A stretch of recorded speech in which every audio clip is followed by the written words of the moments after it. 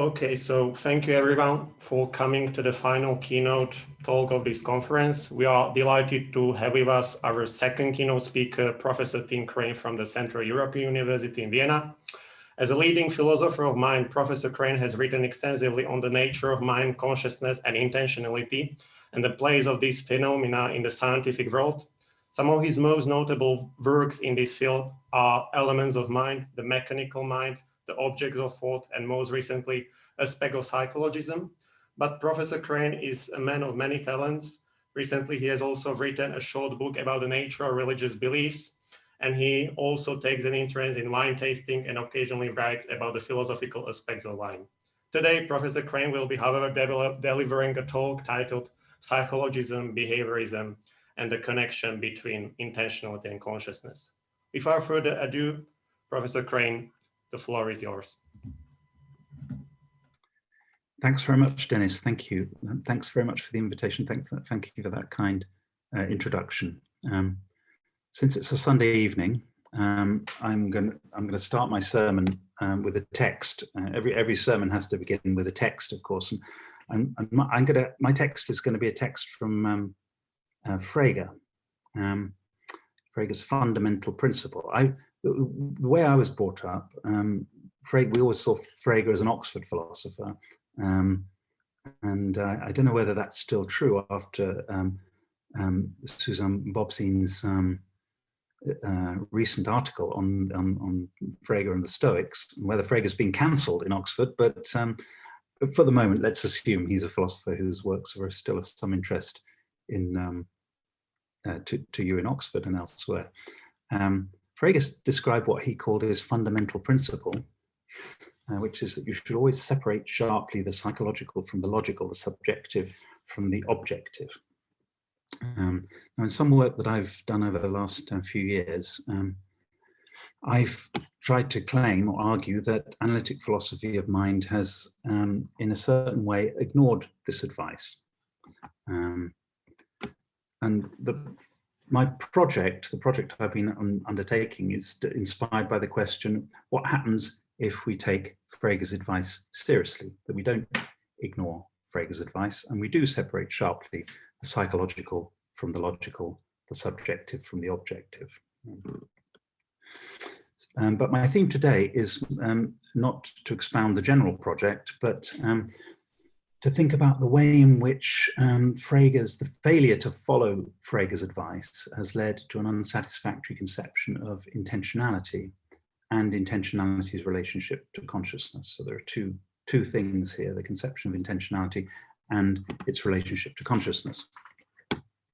I'm going to offer today what has come to be called a genealogy, which is a sort of made up history, or rather, perhaps it's a sort of history where you pick the bits that you think are philosophically important of some of the reasons why we may have got into this situation. So I'm interested in the question, not so much arguing for what's known as intentionalism about consciousness, which is the view that consciousness is a form of intentionality, or to understand consciousness is to understand intentionality. But these are both kind of manifestations of our subjectivity. I'm not going to defend that view in any direct way here, but I'm rather going to ask the question, why would anyone think otherwise? Which I think, for me, is one of the most fruitful ways to think about a philosophical question, is to think not so much what you think is true, although of course that's very important, but often what you think is true is very obvious. And then it becomes hard to understand why anyone disagrees with you. And I'm interested in the question of why people might disagree with me, given that my view is so obviously true. So what might be the source, I want to say, what might be the source of resistance to intentionalism about consciousness?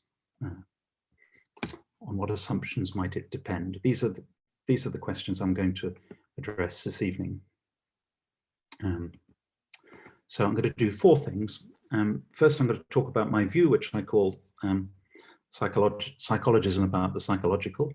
And then I'm going to describe what I call the propositional attitude project, which I think is the somewhat distorted view of intentionality that has emerged in our tradition.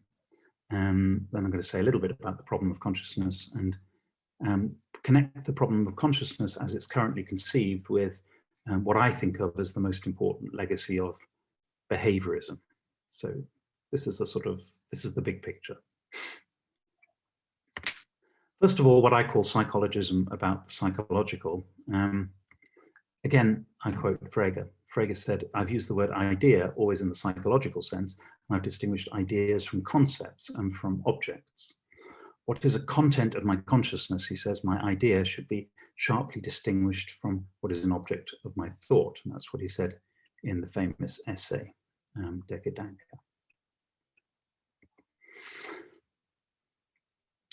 What I want to do here is to make a distinction between what I call the semantic and the intentional. And sometimes these two things are intended in the same way. So people sometimes mean by intentional, but by semantic they just mean representational, and by intentional they mean representational or mental, having to do with mental representation or something. So these things are understood as being variants of the same idea. But I want to distinguish a bit more sharply than this. I want to talk about semantics in the sense in which there is such a thing as formal semantics. So if you have a semantic theory or a semantic account of, or a compositional semantics of some part of a language or something like that, there we're talking about how truth values of sentences are determined. That's what happens in a compositional semantic theory. It's about the determination of truth value. So you have to be talking there about things for which the question of truth arises, as Frege says, the proposition or the thought, and the components of those things that determine whether those things are true or false. So that's how I'm understanding the idea of the semantic. So in the sense of semantic theories, formal semantics. Intentional, I understand as a mental category, referring to Brentano's phrase, the mind's direction on its objects. So the intentional and the semantic are not the same thing in this sense. There's more to the intentional than contained in the semantic, and there's more in the semantic than is contained in the intentional, as I'm understanding those terms. My evidence here is the Stanford Encyclopedia of Philosophy, which of course is what we appeal to as evidence these days. But here's Jeff Speaks in an article called Theories of Meaning, which is about semantics. He says that most philosophers of language these days think that the meaning of an expression is a certain sort of entity, and the job of semantics is to pair expressions with the entities which are their meanings. For these philosophers, the central question about the right form of the semantic theory concerns the nature of these entities. So says Speaks, and I think that's sort of uncontroversial about a certain kind of theory of meaning, a certain kind of semantic theory. Now, many people, when talking about theories in this sense, refer back to Frege, because Frege had such a theory. And his theory distinguished, as you will all know, between three things. The reference or Bedeutung of a word, its sense or Sinn, and the associated or unassociated idea, which is the Vorstellung. And Frege's view, Frege's theory of sense and reference was a theory about sense and reference. It was about the theory of sense and reference of expressions, how they combine to make sentences, and how those the references of sentences are determined by the references of their parts. And that will be familiar to everyone in this meeting. The idea, on the other hand, is something else. What is the idea? This is what Michael Dummett said in his famous book. Frege accounts for tone, which was differences with words which have basically the same sense and same reference, but a different sort of linguistic associations or mental associations or something. Frege accounts for tone as a matter of the association with the word or expression of certain ideas, by which he means mental images. So says Dummett.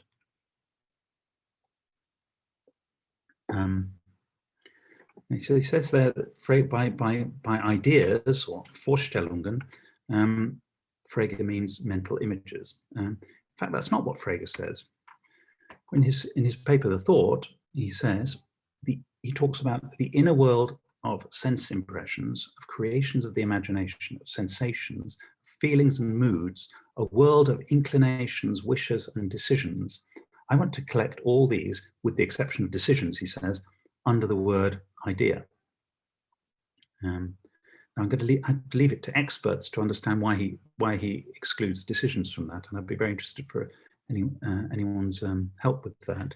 But what's pretty obvious here is this category that he has here under the word idea, that he brings under the word idea. It's not just mental imagery, but sensations, feelings, moods, inclinations, wishes, as well as episodes of the imagination, sense impressions. All these things are ideas. And what, of course, it sounds like when you group all those things together is that they're all just mental states or episodes or events or processes. That's what comes under the heading of ideas. So when Frege said he wanted to distinguish sharply the psychological from the logical, he meant in part to distinguish things like ideas, in which he had very little interest, from sense and reference, which were different. Those were the objective things, the logical things, logic in a broad sense here. And what now we are thinking of as semantic, things pertaining to the determination of truth value. So here's what I mean by psychologism about the psychological then.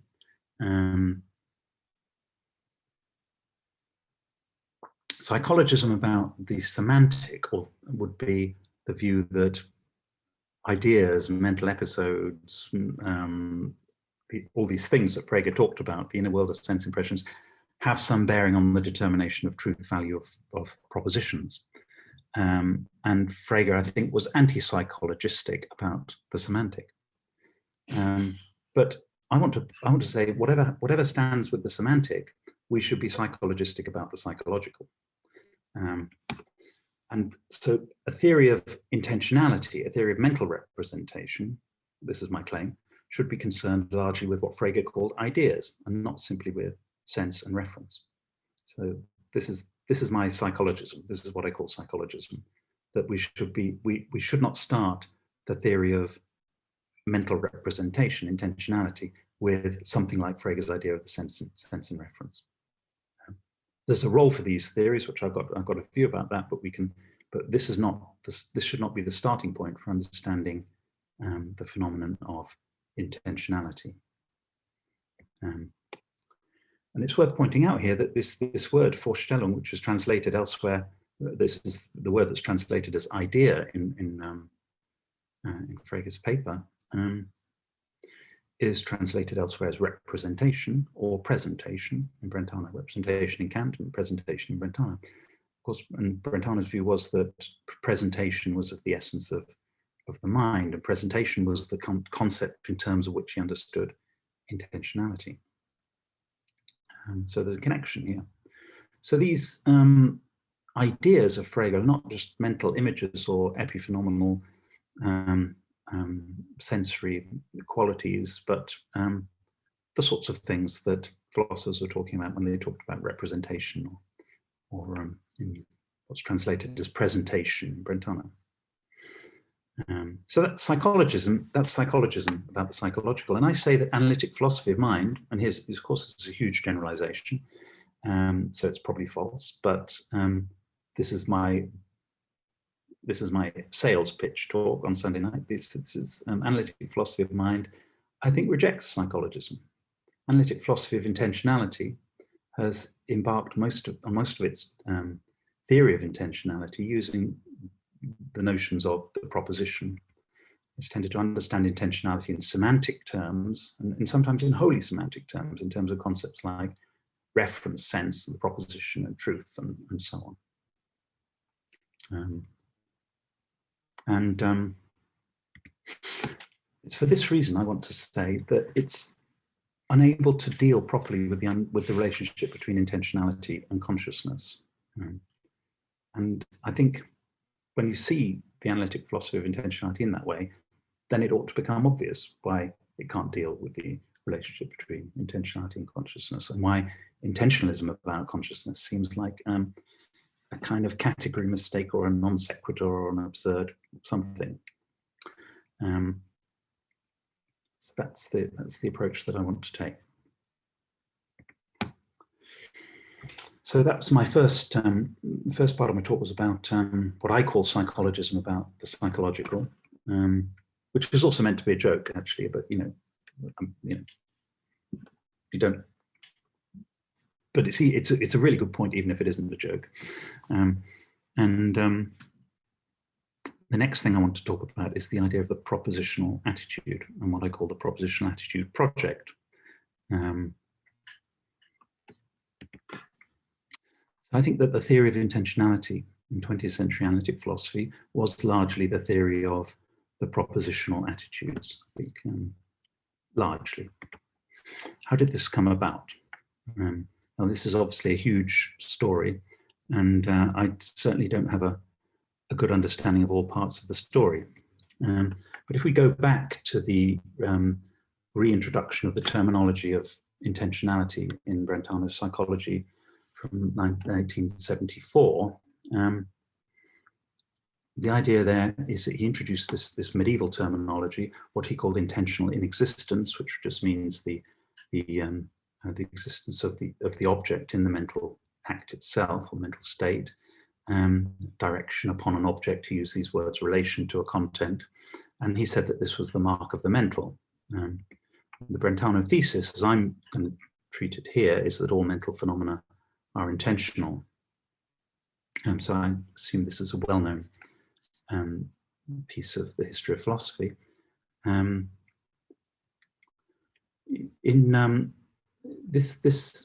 These ideas were introduced into analytic philosophy, the post-war analytic philosophy, through the influence of, a number of people, partly, of course, through Russell, who was very interested in the proposition, and Russell was interested in Meinong in the early decade of the 20th century.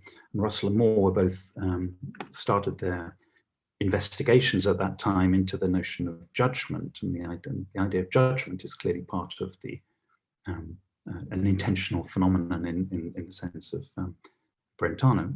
Unlike Brentano, they were interested in the idea of the proposition, of a propositional content, something that could be true or false, and that was very much a thing in early 20th century analytical philosophy, the theory of the proposition.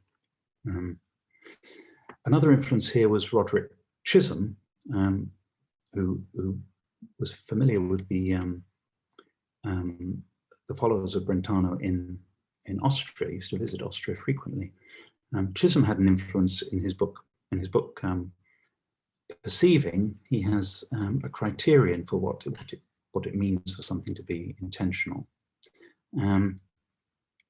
And he translated Brentano's criterion of the mental into a familiar analytic idiom of the time, where you explain a term in terms of definition and giving necessary and sufficient conditions for an application of a word, and the word intentional.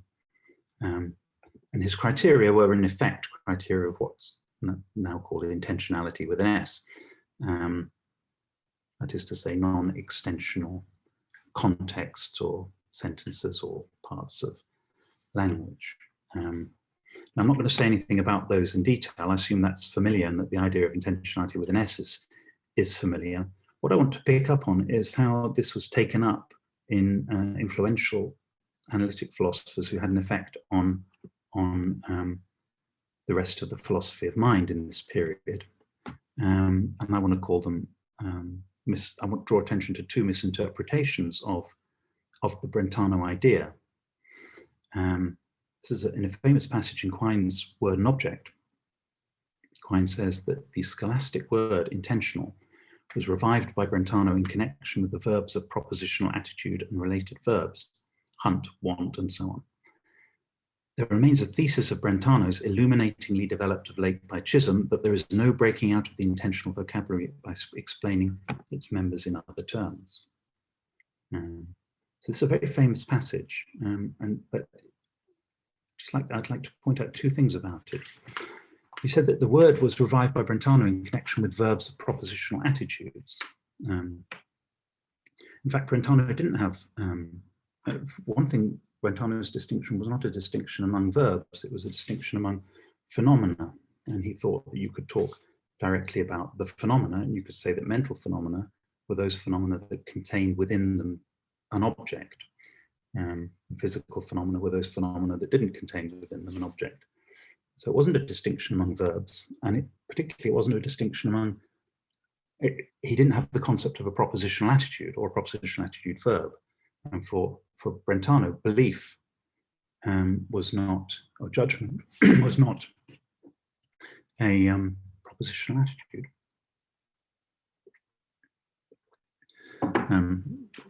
It was an affirmation of existence.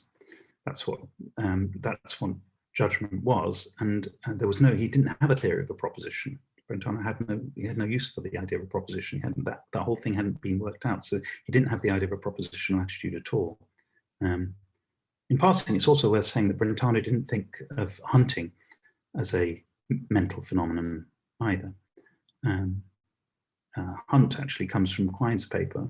The example of hunting comes from Quine's, as everyone here will know, I'm sure, comes from Quine's paper, Quantifiers and Propositional Attitudes, where Quine uses that example. It's not an example of Brentano's. So it's very, there's a distortion of what Brentano was actually saying. And then the idea that there's a thesis of Brentano's that you can't break out of the intentional vocabulary by explaining the members of that, by explaining the members of the this collection of intentional vocabulary in other terms, that's not Brentano's point either. The distinction is between those phenomena that contain an object within themselves. It's not about whether you can explain intentionality in other, you can explain intentional vocabulary in other terms. Nonetheless, this imposed a certain kind of picture of what intentionality was all about. It was about propositional attitudes. You picked out the propositional attitudes by looking at certain linguistic marks, the descriptions of propositional attitudes, and it was something to do with the irreducibility of the one vocabulary in other terms. That's how the notion of intentionality then came into the discussion. Of course, Quine was a skeptic about all this, but those who weren't skeptics still inherited a lot of these assumptions. And one of them was Davidson, actually, in this one of the most famous papers in philosophy of mind in the second half of the 20th century. Davidson said the distinguishing feature of the mental is that it exhibits what Brentano called intentionality. We may call those verbs mental that express propositional attitudes like believing, intending, and so on. Blah, blah. So it's a very famous passage. So Davidson there associates intentionality with the propositional attitudes. Propositional attitude is a term that, as far as I know, comes from Russell. One of my students identified what he said was the earliest occurrence of Russell's expression of this idea that belief is an attitude to a proposition, and it's quoted there in one of Russell's papers on Meinong. Should be called Meinong's theories of complexes and assumptions. The term propositional attitude Russell used in the analysis of mind. Now, I don't know an earlier occurrence of this term, the idea of a propositional attitude, but the term really has a grip on the way of thinking in the way of thinking about intentionality in the post-war philosophy of mind. And not just here beliefs, but also any state of mind that's attributed in a certain kind of way. Desire, if you think of desire as desiring that such and such, hoping that such and such, fearing that such and such, intending that such and such, and wishing, and so on. These are all the propositional attitudes.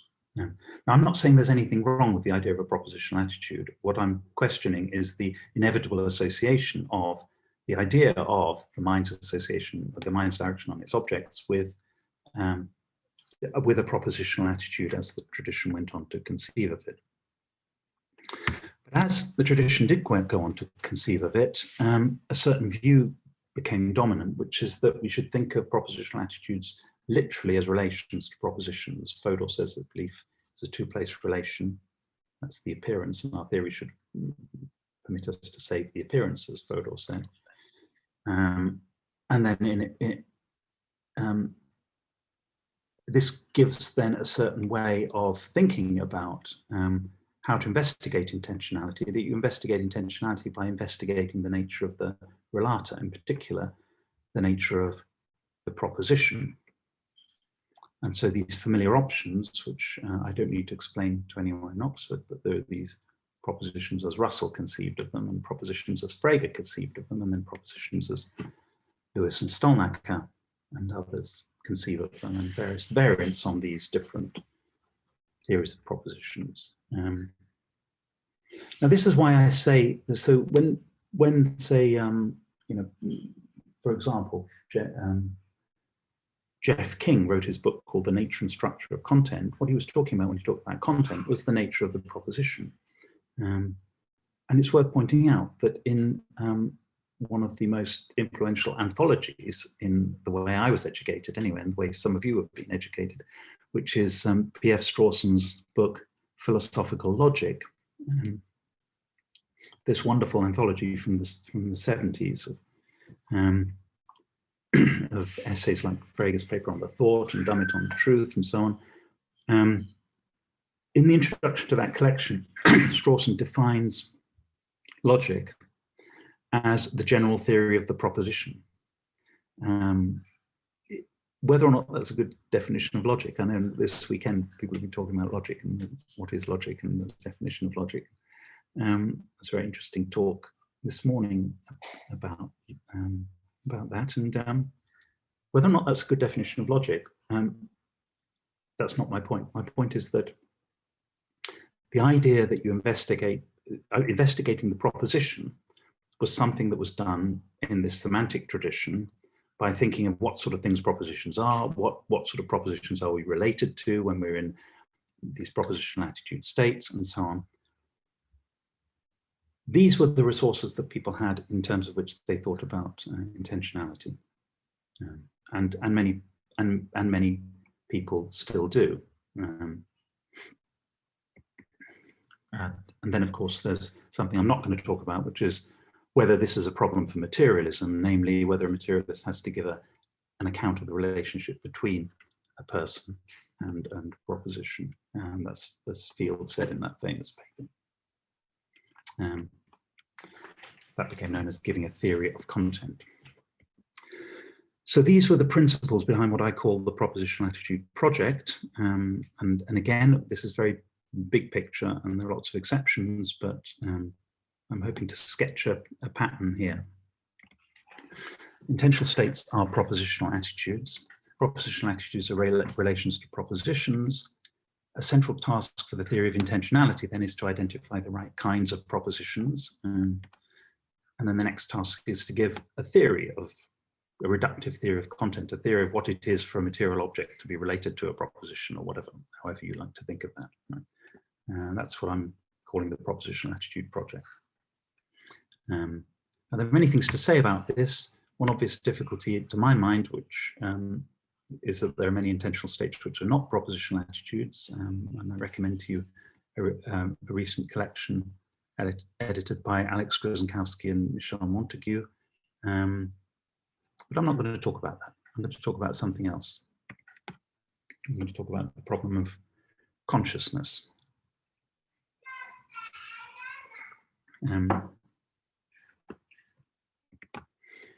Now, I think it's pretty clear that thinking about intentionality in terms of the propositional attitudes makes the Brentano thesis rather mysterious. A very common formulation, at least a decade or so ago, was that to think of consciousness as a form of intentionality, to understand consciousness in terms of intentionality, you say things like that the phenomenal or conscious character of a mental state is identical with its propositional content. That was a thesis put forward by Michael Tye, Alex Byrne, and various people.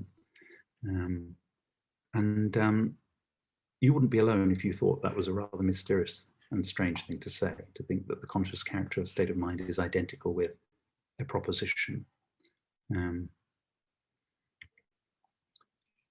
And so many people, I'm going to cite a couple of examples, but I think many people have had this concern that it just seems like the wrong kind of thing, that consciousness, how could consciousness really be a relation to a proposition? How have we got to the point where we're saying things like consciousness is a relation to a proposition? What bus did we get on that took us to this point? Many people say they don't want to get on that bus, but they don't really know how to get off the bus, so they end up saying rather strange things. David Papineau puts it boldly in his paper on sensory experience when he says propositions are abstract entities. There seems to be something quite amiss with the suggestion that my here and now conscious feelings are constituted by my bearing any kind of relation to abstract entities. And you can see what he means. The idea that say, for being in a conscious state, having a pain or a sensation or a visual experience is constituted by being in a relation to an abstract entity seems like that somehow we're getting things the wrong way around. Now here, it's not, my point is not here to object to abstract entities or object to propositions. It's to object to something like, you know, the order of explanation, what we're trying to explain in terms of what here. It's not even to do with the abstractness of propositions, because I think if, so for example, the recent movement where people try and give sort of reductive accounts of propositions, where you say a proposition should be reduced to a type of mental act, type of judgment. For example, this work by Hanks and Scott Soames and others.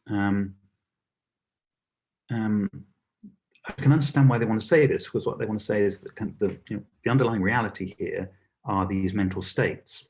And we shouldn't begin by thinking that the mental states are constituted by relations to abstracta, that somehow we've argued ourselves into believing in the existence of abstracta, and that might all be fine. But how can a mental state be consist in relation to this sort of thing? And Hanks and Soames and others say, well, think of it the other way around. You think rather that the proposition should be understood as a kind or a type of mental state itself. Of course, a type is a kind of abstraction too, but let's ignore that. Because I think in a way it doesn't really matter whether you take this line or the traditional line that there's a relation to a proposition. Papineau's question could be raised about this too. How can consciousness consist in a relation to a judgment type of judgment? So the problem, it seems to me, is that propositional content and therefore intentionality on this view, on the propositional attitude view, doesn't seem the right category of thing to constitute consciousness.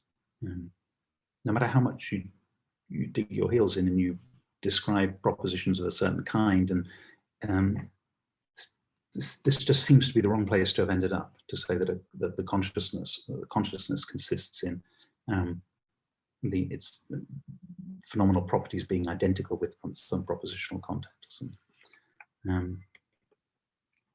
So in that sense, it's not surprising that philosophers like Papineau and Burge and there are many others are skeptical of attempts to link content in this sense and consciousness. What I want to link this to now is the other side of it. I'm talking here about, first of all, I've been talking about how the notion of intentionality understood as in terms of propositions makes it difficult to understand how consciousness has anything to do with intentionality. And now I want to link that to a certain way of thinking of consciousness, and this is going to be my last point. That if you think of consciousness in a certain kind of way, it also becomes impossible to think of intentionality as having anything to do with consciousness. So this is the question I'm, as I say, I'm not arguing directly for intentionalism about consciousness. What I'm asking is, why do people think that it's so, that intentionality and consciousness are so unconnected and that they don't have anything to do with each other? So one half of the answer, I want to say, is the propositional attitude conception. The other half of the answer, I now want to claim in the last 10, 15 minutes I've got, is a conception of consciousness that I want to say derives from behaviorism. So my general picture is this: that there are two sources of our current predicament about how to link intentionality and consciousness. If first is that intentionality is understood wholly in terms of the idea of the propositional attitude, and what of relations to propositions, or propositions themselves, what have they got to do with consciousness? And the second is that consciousness is understood in terms of something like qualia, and what have qualia got to do with intentionality?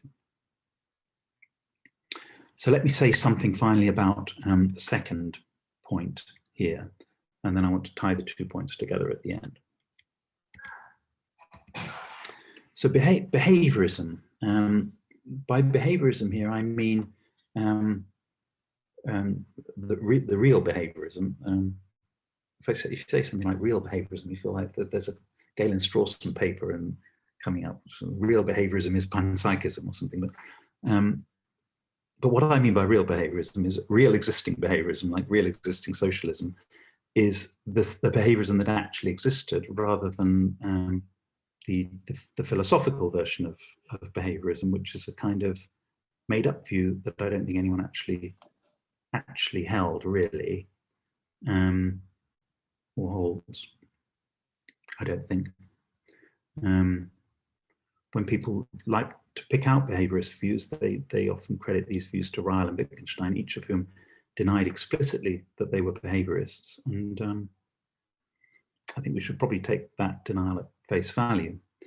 I actually don't think there are any, this is my bold conjecture, I don't think there are any philosophical behaviorists. I think philosophical behaviorism is a kind of a view about like certain sorts of skepticism that is put forward in order to challenge your assumptions about what you think about the mind, just as skepticism is put forward to challenge your assumptions about what you think about knowledge. But psychological behaviorism is real. It was a real thing. Psychological behaviorists were not, and it lasted for a very long time. It was very dominant in psychology. It was the dominant methodology in scientific psychology for many, many decades. And psychological behaviorists were not people who thought that there was no such thing as consciousness.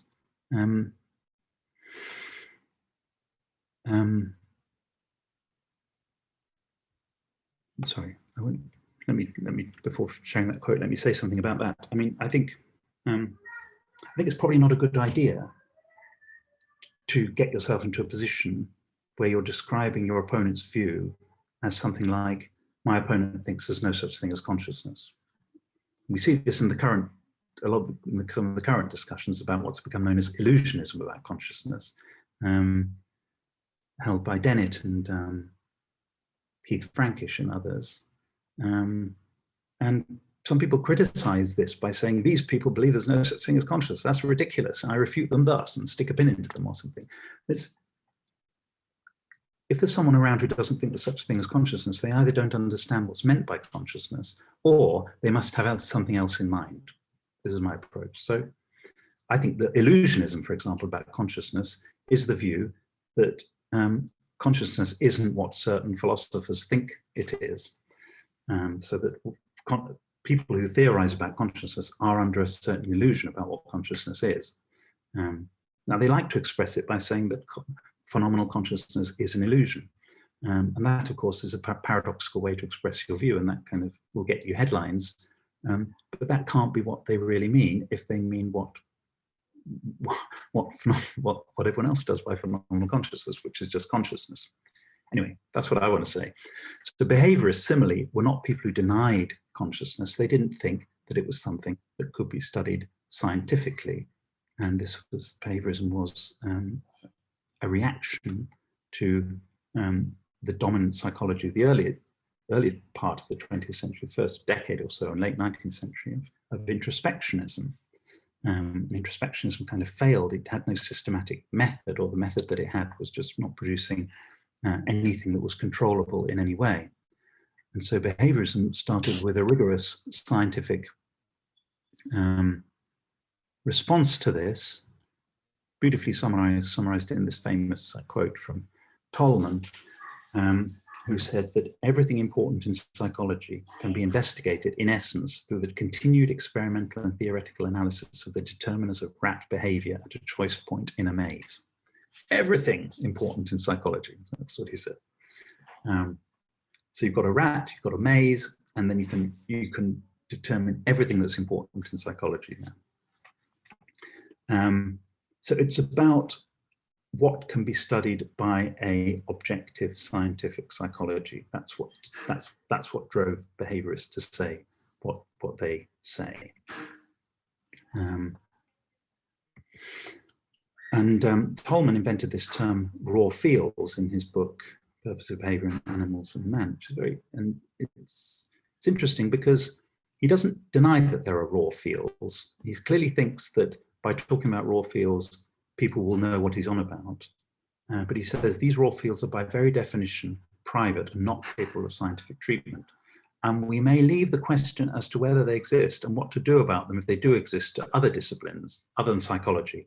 For example, to logic, epistemology, and metaphysics. So the treatment of raw fields should be left to logic. Which is a bit of a hard thing to understand. But anyway, he says, whatever the answers to these other disciplines, we as mere psychologists need not be concerned. So psychologists not concerned. He's not denying that there are raw feels, or that there's feelings, or that there's consciousness, and there's these subjective things. He's not denying that. What he's saying is, this cannot be the subject matter of psychology. Now, I say that conception of what consciousness is has been actually very influential, and been very influential beyond the actual dominance of behaviorism itself. So my conjecture is that behaviorism created a conception of the mental which did not essentially involve consciousness. The mental itself was conceived of as something, the essence of the mental from the scientific point of view was something that didn't involve consciousness. So that when consciousness re-entered psychology and the philosophy of mind, it was still conceived of as something which was essentially independent of all the other functions of the mind. Hence, qualia in a certain sense of that word. So even among the most mentalistic philosophers, and I'll take two examples here. One is the late Jerry Fodor, and the other is Ned Block, who are, whatever else they are very, very mentalistic anti-behaviorist philosophers. And I'm not going to read out this long quote. Actually, I shouldn't have put this long quote in. What Fodor says here is that it used to be taken for granted that the problem of consciousness and the problem of intentionality were intrinsically linked. But now we don't think that, and we've made an enormous amount of progress, dividing and conquering, as he says at the end here, concentrating on intentionality and ignoring consciousness has proved a remarkably successful research strategy so far. So it's interesting that Fodor, who's someone who is absolutely not a behaviorist, has this conception that there are the things that can be studied, which are they're actually the tractable part of the mind is the intentional part of the mind, and that can be studied scientifically. The intractable part is consciousness. And that's actually very, very similar to the view, in certain ways, it's very similar to the view that behaviorists like Tolman had.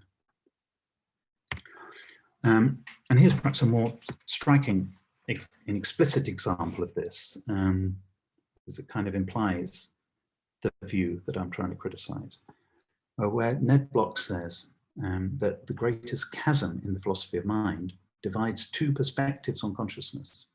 The two perspectives differ on whether there is anything in the phenomenal character of conscious experience that goes beyond the intentional, the cognitive, and the functional. So all those things are put together, the intentional, the cognitive, and the functional.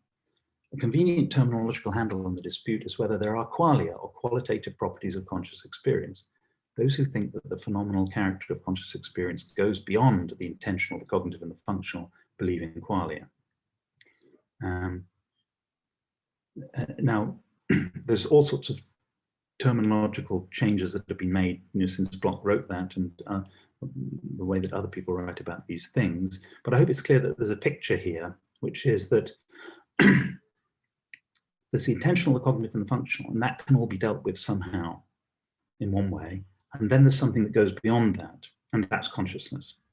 Now, Bloch then went on to distinguish two kinds of consciousness, and we can talk about that in discussion if you want, but it's phenomenal consciousness in his sense, which he's talking about, which is the thing that goes beyond the intentional, the cognitive, and the functional. Now then, if you think that a theory of intentionality is a theory of the intentional and the cognitive and the functional, that's where intentionality goes, then you can see why the consciousness has no essential place in that, and it has to be considered as something which I would call I can call it the phenomenal residue conception, something that's just left over once you've done all the work that, with a lot more sophistication and going inside the brain and everything, but that sort of work that behaviorism was starting. So there's the essence of Bloch's view. Now, so I took those two examples I take there of Fodor and Bloch, I think indicate among two influential figures in the field that there's a conception of consciousness and its relationship to intentionality, which I think owes a lot to the 20th century behaviorist tradition.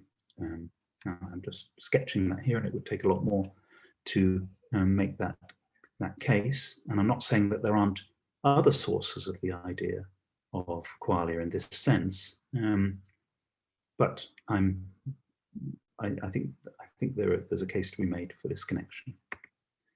Someone might say, well, so what? I'm not a behaviorist. What are you trying to do? You're trying to sort of, convict me by association with this terrible doctrine of behaviorism. Leave me alone. But the point is not to call someone names. It's called saying you've got a concept which comes from behaviorism, so there must be something wrong with you. I'm using behaviorism as Suzanne Bobstein said about plagiarism. I'm using it in a purely descriptive sense. I'm using that it's a word that defines characterizes a certain theory in psychology for the 20th century, and it created a certain conception of what can be studied, how it can be studied, and what can't be studied by psychology. My conjecture is that even non-behaviorists may gain a conception of consciousness from their behaviorist predecessors. And I think this is one of the origins of notions like raw fields and qualia and ineffable phenomenal properties. So one of the things I want to do is to try and dismantle that. Try and dismantle that by trying identifying some of the starting points of the introduction of these ideas, and try and get a more realistic and tractable conception of the relationship between consciousness and intentionality. But I think we've gone quite a long way down this bus of raw fields and qualia and the ineffable phenomenal properties, and this is where I think also puzzles about zombies and so on come from, but that's another story, and I'm not going to talk about that here. So that's the conclusion of my fourth part of my talk, which is that there is a conception of consciousness which in the 20th century I think became dominant, and I think which derives in a certain way from a behaviorist way of thinking about the relationship between what can be studied and what cannot be studied by objective science. So here are my conclusions then. My analytic philosophy of theories of intentionality, I think, have been anti-psychologistic in my sense. And the heart of the analytic philosophy of intentionality has been the propositional attitude project. So in short, the idea is you understand intentionality in terms of notions like sense and reference, semantic notions, as opposed to starting with something like Frege's notion of an idea or mental representation. Propositional attitude project, I call it, makes it difficult to link consciousness with intentionality in a satisfactory way. Because you say, well, consciousness is, the representation of the world or the representation of your body or something, and it turns out that representation is understood in terms of propositional content. So consciousness, therefore, must be understood in terms of propositional content, and this is where many people draw a blank and don't see how that can be a proper explanation or understanding. And finally, this difficulty becomes an impossibility. That is to say, linking intentionality with consciousness, if you adopt a conception of consciousness, which I say derives from behaviorism. So thank you very much for your attention.